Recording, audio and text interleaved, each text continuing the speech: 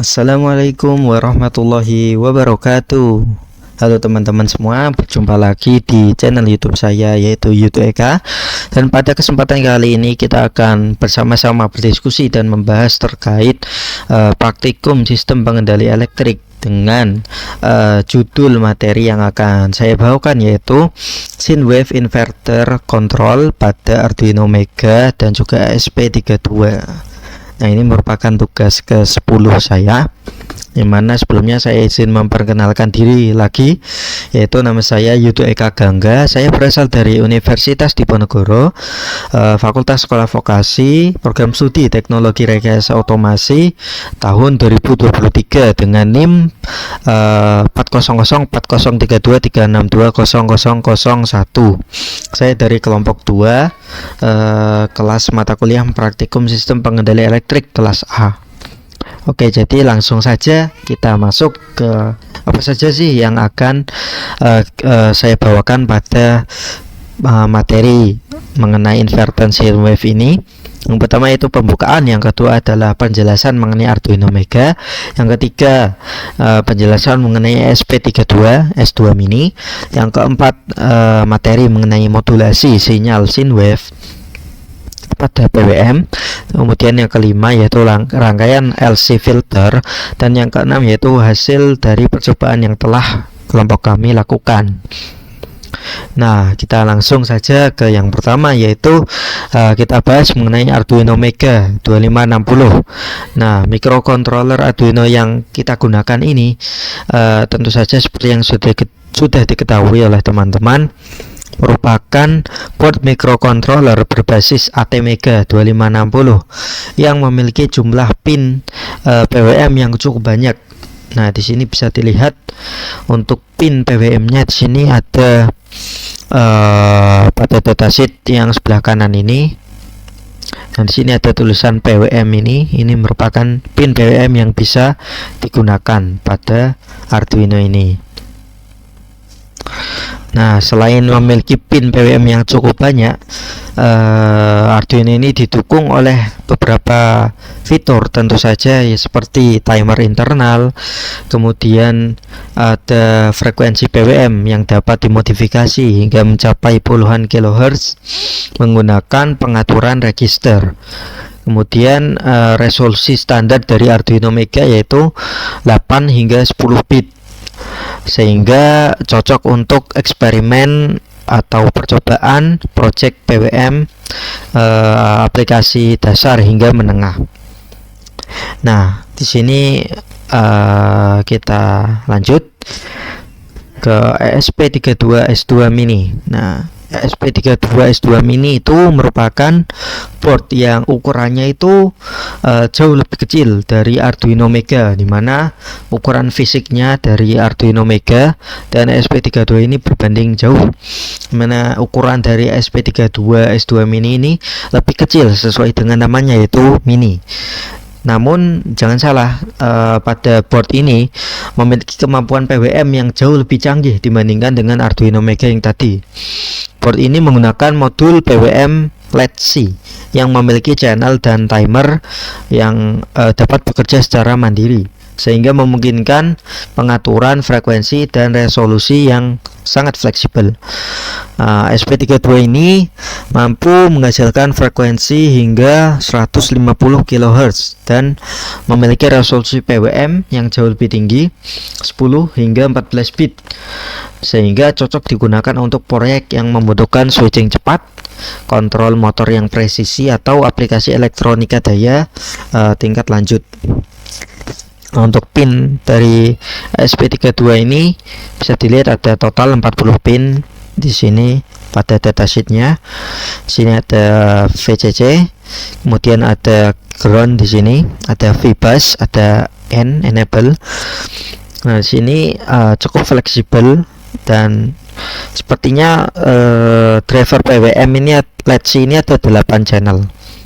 Nah, sepertinya bisa digunakan pada masing-masing pin ini, jadi cukup fleksibel sekali untuk ESP32 S2 Mini. Nah, kita lanjut. Setelah kita membahas mengenai port yang kita gunakan, kita bahas mengenai materi modulasi sinyal atau sine wave. Nah, modulasi sinyal sine wave pada sistem inverter dilakukan menggunakan metode sinusoidal pulse width modulation atau disingkat SPWM. Pada metode SPWM ini, sinyal referensi yang berbentuk gelombang sinus dibandingkan dengan sinyal carrier yang berbentuk gelombang segitiga atau pulsa berfrekuensi tinggi. Nah, bisa dilihat pada gambar ini, yaitu sinyal referensi sinus ini dibandingkan dengan sinyal carrier yang bentuknya segitiga, sehingga hasil modulasinya akan menghasilkan variasi duty cycle PWM yang mengikuti bentuk gelombang sinus. Nah, di sini hasil modulasi dari pulsa dari perbandingan referensi dan carrier di atas. Nah, kemudian SPWM ini merupakan metode yang paling umum digunakan pada sine wave inverter. Prinsip SPWM adalah membandingkan sinyal referensi berbentuk gelombang sinus dengan sinyal carrier yang berfrekuensi berbentuk gelombang segitiga. Nah, hasilnya akan menghasilkan sinyal PWM dengan lebar pulsa yang berubah-ubah mengikuti amplitudo sinyal sinus. Nah, di sini ada contoh lainnya. Sini VC tegangan carrier dengan V referensi dibandingkan, sehingga akan menghasilkan SPWM seperti ini. Ini namanya unipolar. Sedangkan yang ini ada bipolar, di mana kita gunakan referensinya itu 2. Ini ada sinyal referensi pertama yang ke atas bukit, kemudian lembah, kemudian lembah, kemudian bukit. Nah, hasilnya akan gelombang PWM-nya akan atas bawah seperti ini. Ini namanya bipolar SPWM. Oke, kita lanjut. Kita bahas lebih detail mengenai referensi sinus dan carrier PWM, di mana sinyal referensi sinus ini merupakan bentuk dasar keluaran gelombang inverter, yang mana gelombangnya tentu saja tipenya AC, di mana arus bolak-balik. Sedangkan sinyal carrier PWM menentukan frekuensi switching. Semakin tinggi frekuensi carrier yang digunakan, maka resolusi pembentukan gelombang sinus akan semakin baik. Namun juga berpengaruh terhadap rugi switching pada komponen daya. Mana di sini yang bipolar PWM. Nah, di sini sinyal contohnya ya, ini ada switching sinyal LED A, switching sinyal LED B. Nah, ini outputnya atas bawah seperti ini karena bipolar SPWM. Oke, kita lanjutkan mengenai LC filter, di mana LC filter ini merupakan rangkaian pasif yang terdiri dari LC seperti namanya, yaitu L yaitu induktor dan C yaitu kapasitor. Nah, fungsinya sebagai low pass filter, di mana untuk komponen induktor berperan dalam menahan perubahan arus yang berfrekuensi tinggi. Kemudian kapasitor berfungsi meredam fluktuasi tegangan atau ripple, sehingga kombinasi keduanya mampu menyaring komponen yang berosilasi tinggi dari sinyal PWM, sehingga keluarannya menjadi lebih halus dan mendekati gelombang sinus yang murni. Nah, prosesnya dari rangkaian LC filter yaitu yang pertama ada sinyal inputan, misalnya sinyal berupa pulsa kotak digital yang dengan lebar yang bervariasi. Kemudian yang pertama yaitu induktor. Sinyal tersebut akan melewati induktor terlebih dahulu. Nih di sini sinyalnya lewati induktor, sehingga induktor ini akan meratakan arus ria atau current ripple. Dan kemudian melewati kapasitor di sini. Kapasitor ini akan meratakan tegangan ria atau voltage ripple, sehingga output yang dihasilkan adalah tegangan yang menyerupai gelombang sinus yang bentuknya lebih halus, dan nilai tegangan rata-rata yaitu tegangan DC stabil tergantung pada jenis aplikasinya. Nah, di sini saya akan menjelaskan mengenai keunggulan menggunakan LC filter pada PWM. Yang pertama tentu saja itu mereduksi osilasi atau harmonisasi gelombang. Yang kedua yaitu efisiensi ukuran. Karena PWM bekerja pada frekuensi yang tinggi, nilai induktansi dan kapasitansi yang dibutuhkan jauh lebih kecil dibandingkan filter pada frekuensi rendah.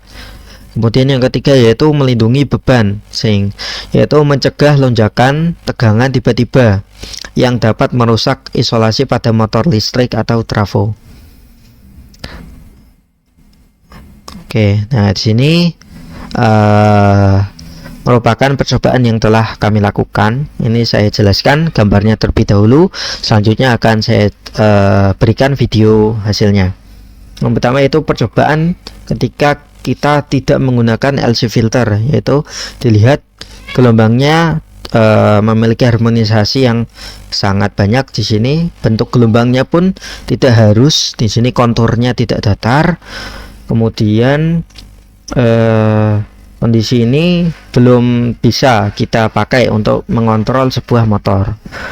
Nah, jika kita bandingkan dengan yang sudah diberikan LC filter di sini, di mana ripple pada gelombang berkurang secara drastis dan konturnya akan menyerupai gelombang sinus, di mana di sini bentuk dari gelombang PWM benar-benar mirip seperti gelombang sinusoidal.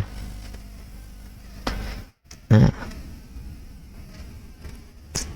oke, pada percobaan yang telah kami lakukan di sini, kami melakukan 10 percobaan, di mana yang seharusnya itu ada 20 percobaan, namun kita wakilkan di sini gunakan 10 percobaan menggunakan ESP32S2 Mini. Kenapa kita gunakan microcontroller ESP? Karena tentu saja dengan fitur-fitur yang telah dijelaskan tadi, di mana frekuensi clock atau timer dari ESP ini jauh lebih tinggi dibandingkan dengan Arduino, di mana dapat menghasilkan frekuensi 150 kHz dan juga memiliki resolusi PWM yang lebih baik dibandingkan Arduino, maka kita gunakan ESP32 ini sebagai percobaan yang kita dokumentasikan hasilnya. Nah, di sini variasinya yang kita gunakan yaitu kita setting, yang pertama ada frekuensi, kemudian yang kedua ada frekuensi, yang di sini ada frekuensi carrier di mana satuannya kilohertz. Kemudian yang kedua ada sine wave.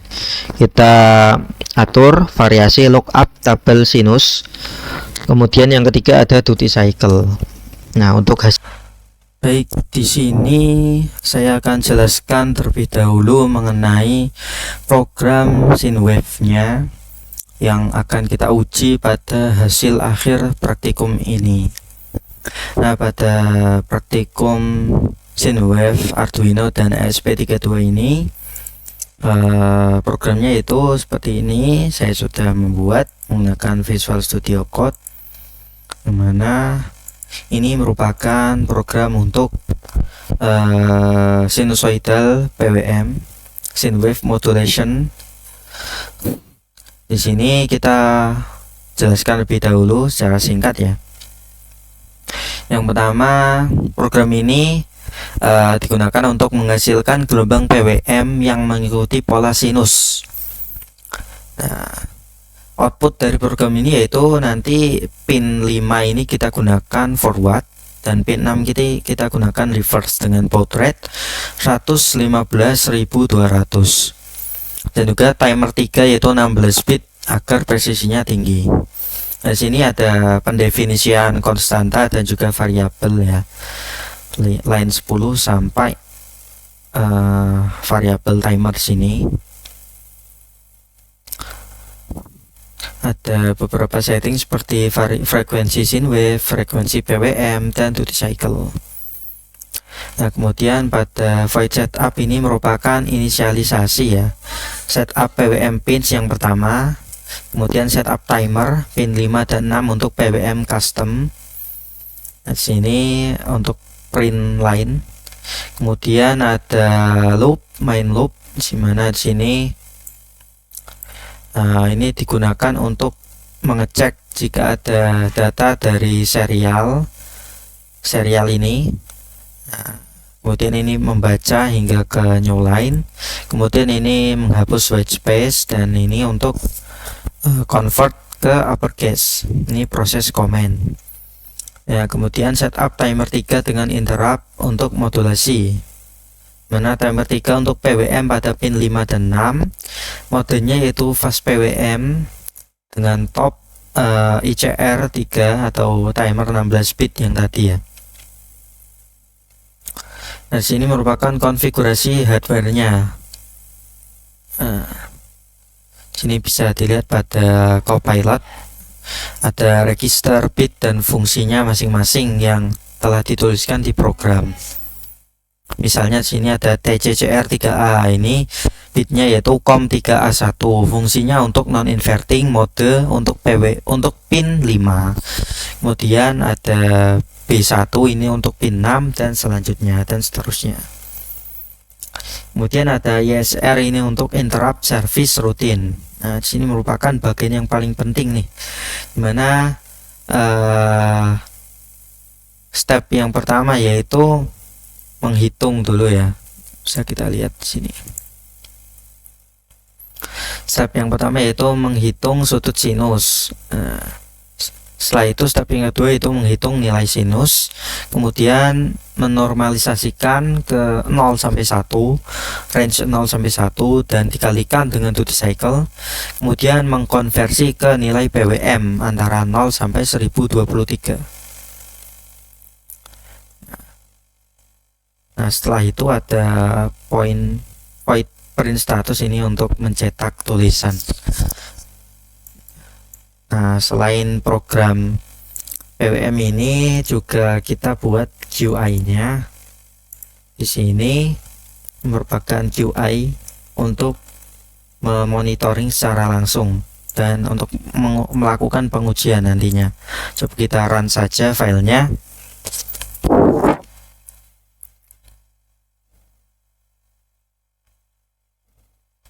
Ini mungkin agak sedikit lama ya, karena delaynya lama sekali. Ini bisa dilihat. Nah, tulisannya pelan.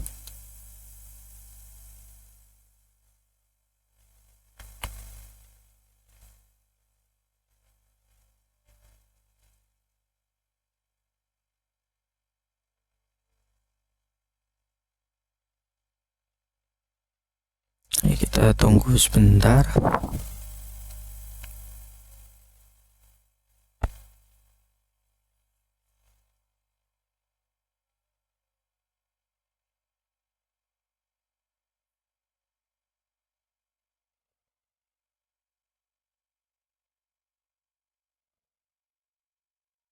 Nah, di sini ya sudah muncul. Nah, di sini merupakan tampilan dari QI-nya. Di sini ada beberapa setting seperti port. Sini kita jika sudah nyambung ke hardware-nya, kita bisa langsung connect. Kemudian kita bisa atur frekuensi sinusnya dalam satuan Hz di sini. Kemudian frekuensi PWM-nya hingga ke 10.000 Hz. Kemudian duty cycle yaitu 0 sampai 100%. Nah, sini ada get status untuk mengecek statusnya. Ini masih not connected ya. Kemudian ada reset untuk mereset QI. Di sini ada disconnect untuk melepaskan sambungan.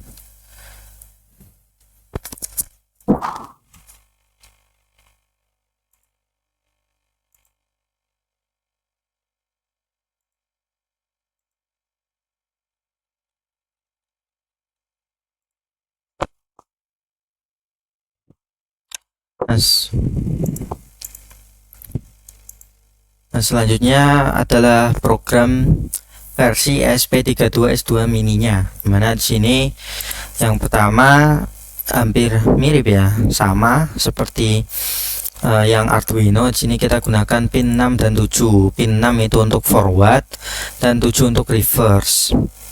Nah, ini konfigurasi untuk ESP32 ya. Ada frekuensi minimal yaitu 100, kemudian frekuensi maksimal 75.000 Hz dan PWM resolusinya yaitu 8 bit 0 sampai 255. Kemudian ada variabel modulasi di sini ya, seperti yang kita atur. Variabel modulasi ini yang merupakan kita atur nantinya ya. Ada frekuensi sinus, frekuensi PWM, dan duty cycle. Kemudian variabel timer. Kemudian ini deklarasi untuk forward. Kemudian ada timer untuk interrupt.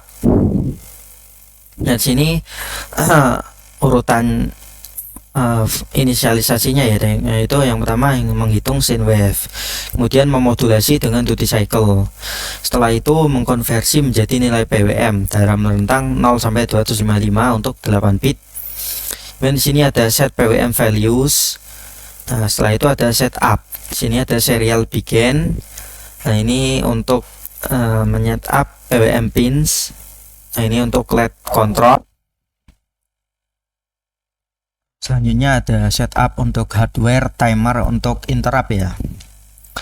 Lalu di sini ada void loop untuk setup LED C PWM untuk ESP32. Nah, di sini ada update LED C frekuensi, update timer alarm, dan juga sini untuk mencetak tulisan-tulisan ya pada serial monitor. Lalu kita jelaskan juga mengenai QI-nya. Nah, di sini QI-nya coba kita langsung run saja. Nah,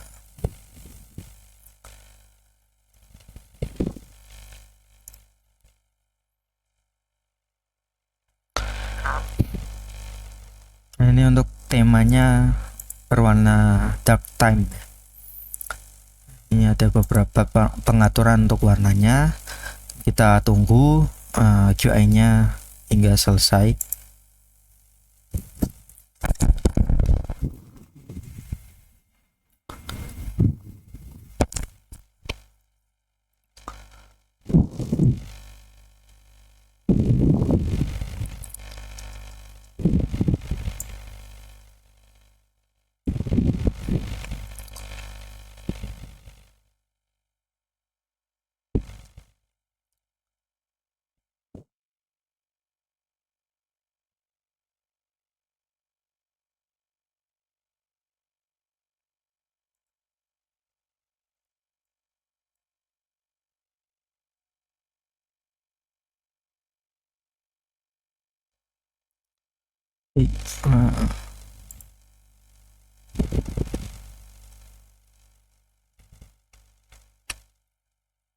Nah, di sini sudah selesai running.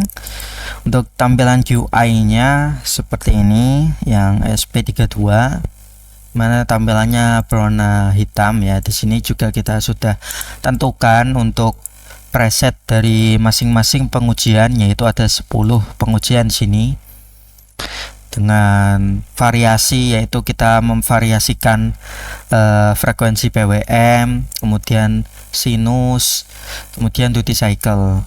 Nah, ini kita bisa atur masing-masing pada parameter yang ini ya. Pertama-tama kita perlu mengkonekkan terlebih dahulu. Jika tidak connect, maka kita tidak bisa mengatur ini. Itu yang pertama ada frekuensi sinus, kemudian ada frekuensi PWM dan duty cycle. Nah, ini untuk get status yaitu not connect. Ini reset untuk mereset ya.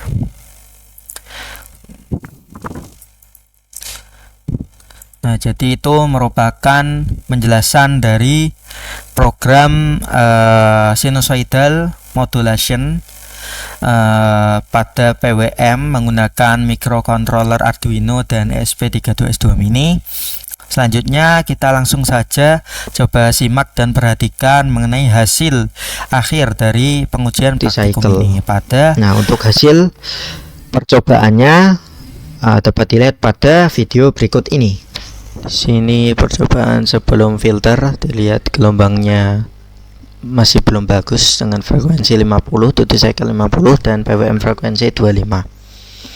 Kemudian setelah kita filter, didapatkan hasil yang gelombangnya lebih stabil dengan parameter yang sama.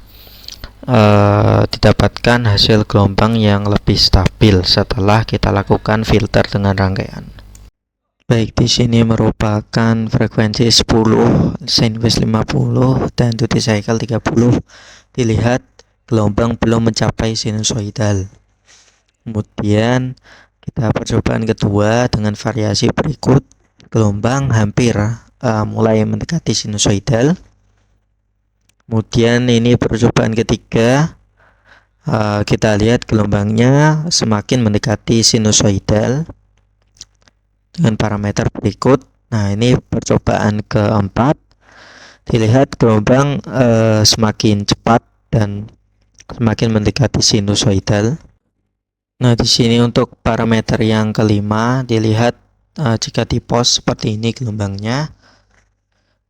Untuk percobaan keenam, semakin sin wave 50 Hz. Percobaan ketujuh, ini bentuk gelombangnya. Kemudian selanjutnya percobaan ke-8, gelombangnya semakin mendekati gelombang sin wave. Untuk percobaan ke-9 di sini bisa dilihat. Nah, ini untuk bentuk gelombangnya.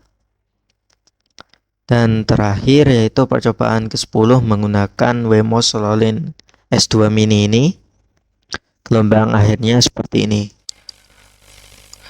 Oke, berdasarkan hasil percobaan yang telah dilakukan, dapat kita bandingkan hasilnya, yaitu ketika gunakan ESP32S2 Mini dan juga Arduino Mega, di mana hasilnya yaitu memang pada Arduino Mega ini mampu menghasilkan sinyal SPWM yang stabil, namun masih memiliki keterbatasan pada resolusi PWM-nya. Sementara itu, jika kita gunakan ESP32S2 Mini, menunjukkan performa yang jauh lebih unggul dengan gelombang keluaran yang lebih halus hasilnya, konturnya juga lebih halus, dan ripple-nya lebih kecil dibandingkan dengan menggunakan Arduino, sehingga dapat membuktikan bahwa penggunaan LC filter ini terbukti sangat berpengaruh baik pada Arduino dan juga pada penggunaan ESP32S2 Mini.